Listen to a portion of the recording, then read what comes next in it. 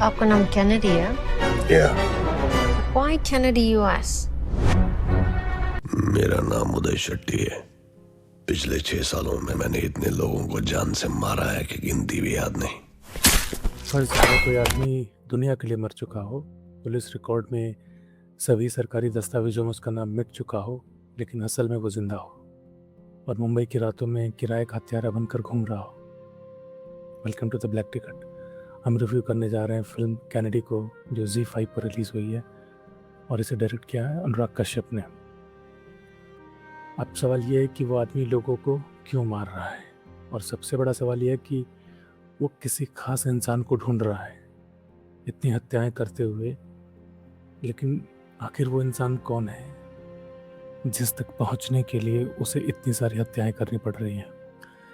यही फिल्म है कैनेडी जिसकी हम बात करने जा रहे हैं, जो कि ऐसी डार्क दुनिया में हमें ले जाती है जहां सच और झूठ की लाइन ऑलमोस्ट मिट चुकी होती है।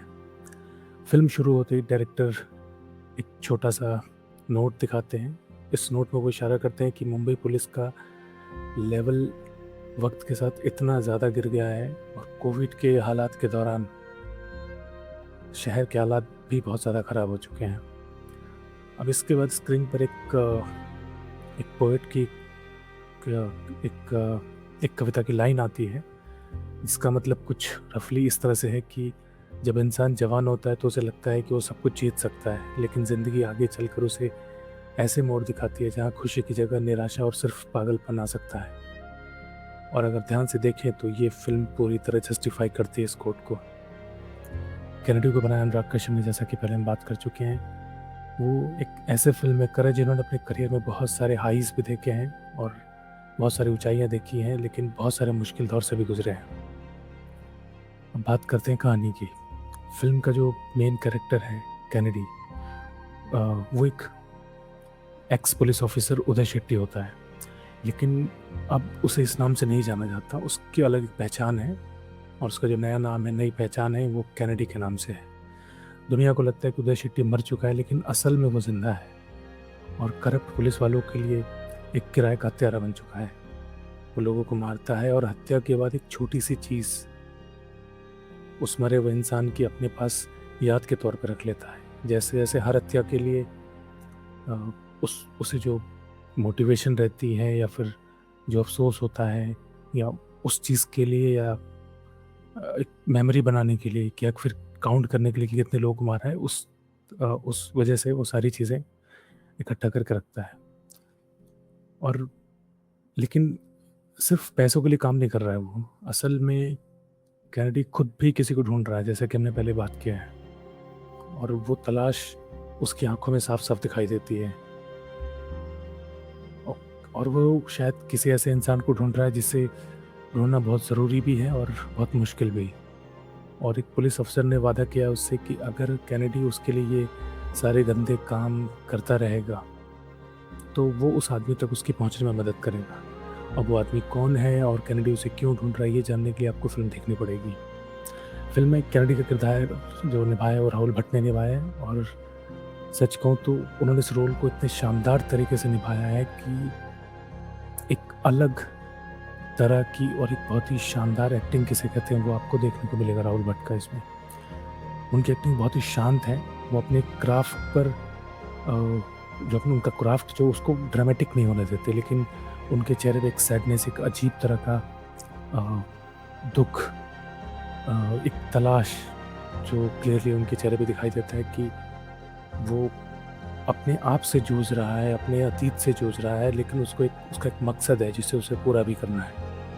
कई बार ऐसा भी होता है कि कहानी आपका ध्यान भटका दे, लेकिन राहुल भट्ट का जो परफॉर्मेंस है वो आपको ग्रिप करके रखता है, पूरी तरह संभाल लेता है। फिल्म में सनी लियोनी भी हैं जो एक चार्ली का कैरेक्टर निभा रही है, जो एक ऐसी लेडी है जो खुद अपनी ज़िंदगी समझ नहीं पा रही है कि उसकी ज़िंदगी में क्या हो रहा है।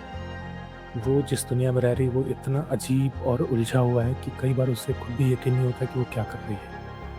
आपने ट्रेलर में अगर देखा हो तो एक बहुत ही अजीब तरह की हंसी दिखाई दी होगी। असल में वो हंसी शायद उसके दर्द को छुपाने का तरीका है। कभी कभी ज़िंदगी बहुत ज़्यादा अजीब हो जाती है तो इंसान रोने की जगह हंसने लगता है। चार्ली की ज़िंदगी भी कुछ ऐसी दिखती है। फ़िल्म की कहानी में एक और इंटरेस्टिंग चीज़ है, फ़िल्म में हमें बार-बार बताया जाता है कि एक ख़ास दिन आने वाला है। स्क्रीन पर आपको 1, 2, 3, 4, 5 डेज़ ऐसे काउंटडाउन भी दिखाई देता है, यानी फ़िल्म धीरे-धीरे ख़ास टाइम की तरफ बढ़ रही होती है, लेकिन बीच में कई सब प्लॉट और फ्लैशबैक्स आते हैं, जिससे कभी-कभी कहानी थोड़ी ऐसा लगता है कि उलझा रही है। हालाँकि इन सब के बावजूद फ़िल्म देखने में मज़ा आता है, क्योंकि अनुराग कश्यप का स्टाइल है, हर सीन में साफ आपको दिखता है।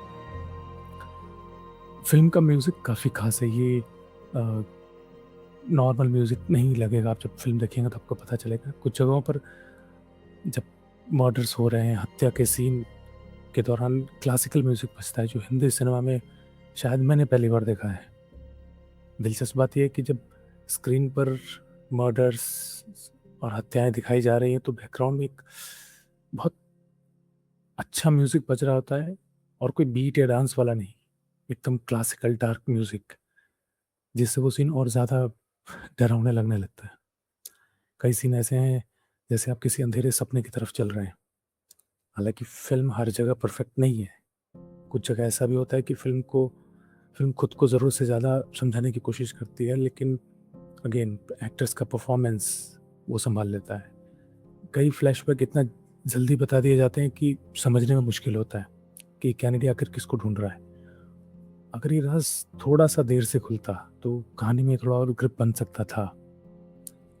लेकिन अगर फ़िल्म की जो सबसे बड़ी ताकत की बात करें, तो वो इसकी सिनेमाटोग्राफ़ी है, और राहुल भट्ट की ज़बरदस्त एक्टिंग, और ऑब्वियसली अनुराग कश्यप का डायरेक्शन है। हर सीन में एक बेचैनी, एक डर का एहसास बना रहता है पूरे फ़िल्म के दौरान। ओवरऑल अगर फ़िल्म की बात करें, तो कैनेडी एक बहुत ही ईज़ी फ़िल्म नहीं है। ये कोई मसालेदार बॉलीवुड सिनेमा नहीं है, बल्कि एक डार्क और स्टाइलिश क्राइम ड्रामा है, जो आपको शायद इंडियन सिनेमा में पहली बार देखने को मिलेगा। लेकिन अगर आपको अनुराग कश्यप का सिनेमा पसंद है, और आपको एक अलग तरह की फ़िल्म देखना पसंद करते हैं, तो कैनेडी डेफ़िनेटली आपके लिए एक बहुत ही ज़बरदस्त एक्सपीरियंस हो सकता है। अगर आपको ऐसे ही फ़िल्मों की बात करना है या फिर रिव्यू पसंद आती है, तो आप द ब्लैक टिकट को सब्सक्राइब कर सकते हैं, क्योंकि यहाँ पे हम बात करते हैं फ़िल्मों की, रिव्यू भी करते हैं, लेकिन थोड़ा अलग तरीके से, एक नए अंदाज़ में। Thank you for joining.